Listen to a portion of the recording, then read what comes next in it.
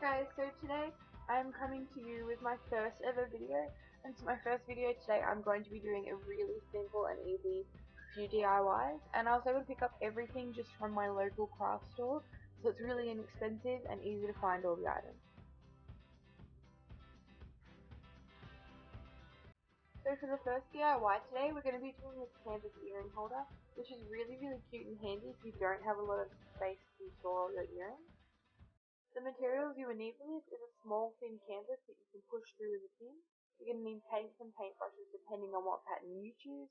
You're going to need a pin and a pen.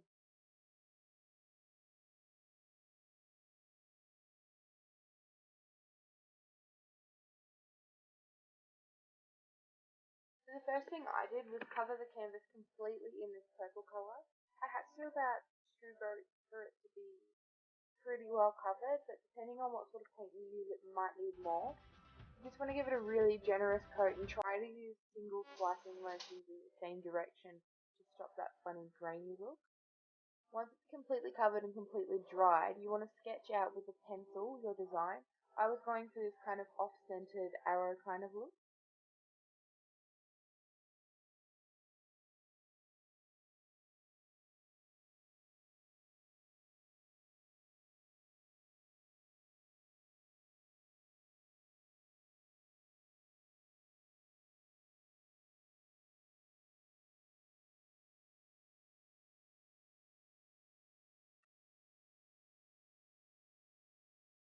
So once you have your pattern all drawn out, you want to go in with the gold paint, and you just want to give it first a really thin coat just to outline kind of where you want it. This one took about 3 to 4 coats to get that really metallic gold colour.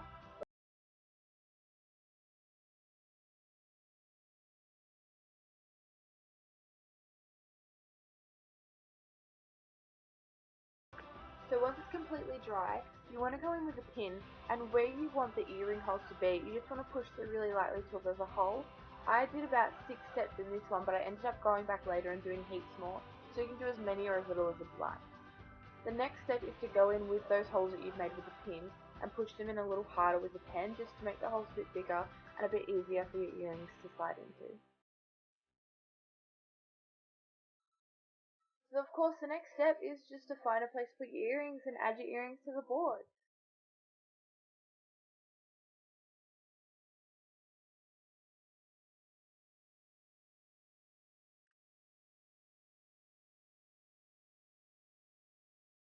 So the next DIY I'll be doing is these really cute light covers. I know in Australia it's really easy just to get the light switch covers off, but if you're from another country and it's a little bit harder, it might not work as well. The first thing you need to do is just take the cover off, and for the first pattern I'm just going to be going in with a whiteboard marker and writing "Do not press" all over it with a whole bunch of little arrows. Found this one pretty cute and probably scared someone who didn't.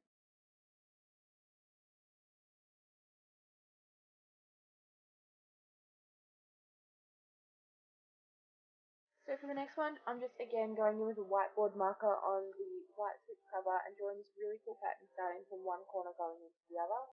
You might want to do it on a piece of paper first just so you know what you're drawing, but I've done a few of them before so I just kind of freehanded it and went as I go.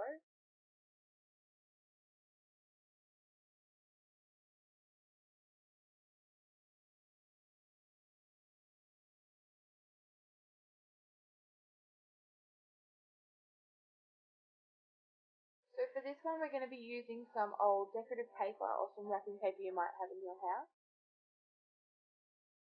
You're going to need the paper, some scissors, a glue stick, and a pencil for tracing.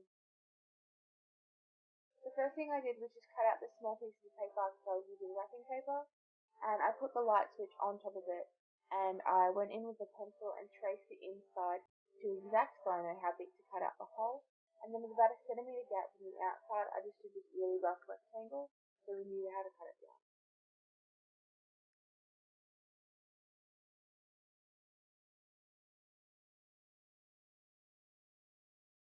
So you then want to go in and cut it down to size where you did the tracing and cut the inside where the switch is actually going to come through. You then want to put a very thick layer of glue on the top of the switch. You could use PVA glue or hot glue gun if you'd like, but I found that this one would be a lot simpler for people to get. You then want to put the paper down onto the switch and press it down to make sure it's thoroughly secure. Then you want to flip it over and cut all the corners in like this, then folding's a lot easier. And then going in with the glue stick again, you want to give a really thick layer of glue on all four sides.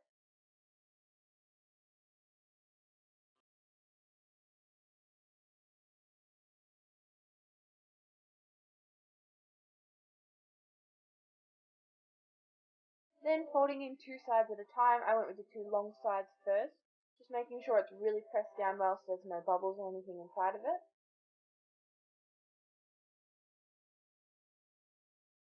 You then want to snip off the excess corners of just these long pieces for now, and make it sure that it's a lot easier to fold.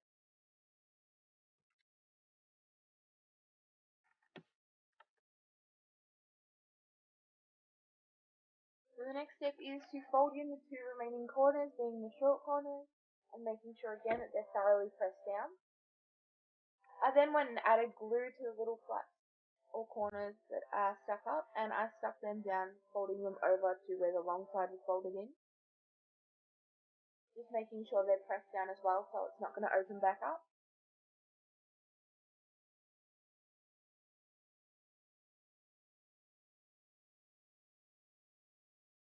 And then the next thing you have to do is just cut a little side into the corner of where the paper is. Then you want to go all the way around and cut off all that excess paper just to make sure it's a nice fit with no bumps on it.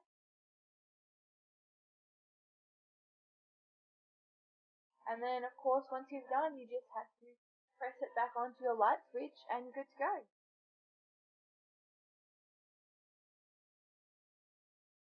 So for the last DIY, I'm going to be showing you how to make this really cute yarn garland using any sort of yarn of any thickness you would like. So materials, all you need is some yarn of any colour depending on what style your room is, and some really thick sharp scissors.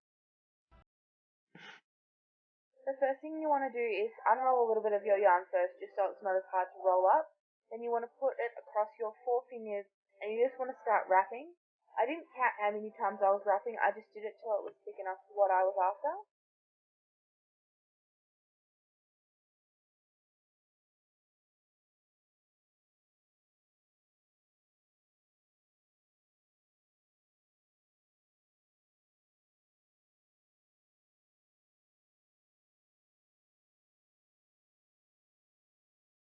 So when you think you've wrapped enough, you just want to slide it off the top of your fingers, making sure not to let go of all of it. So you just want to snip the end of it and then snip another probably 10 centimeters to the top. You then want to use that 10 centimeter piece and run it straight through the middle, again making sure not to lose the pieces. And then trying a notch up the top, I suggest a double knot, making it really, really tight.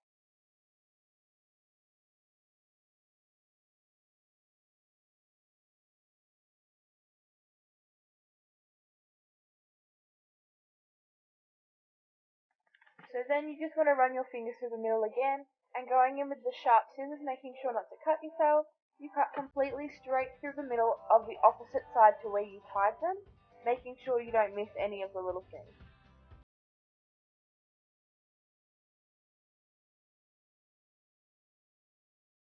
A 10 centimeter piece of string and tied a couple of centimeters just from the top, giving it that little bauble and garland effect. Again, suggesting a double knot to make sure it's really tight. You then want to cut off any of the little pieces down the bottom that are a bit too long or a bit too off the side, just to make sure it's all roughly the same size. Then you could tie these to anything you wanted. I decided to tie them to the same type of string that I used to make the garland. And just using a double knot again, tying it up the top, I ended up making about 10 of these to stretch out across my bed.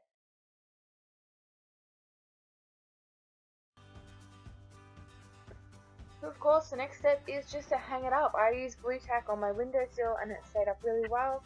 I decided to put some fairy lights on it later on to give it a little bit of sparkle, and I think they turned out really cute.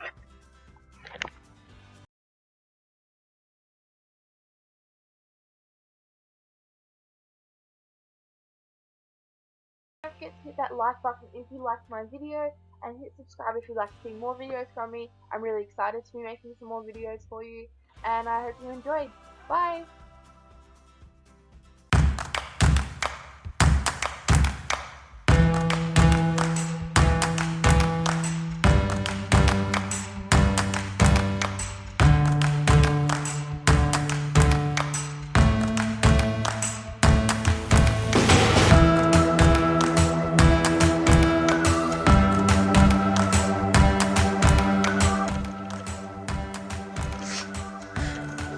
Lazy.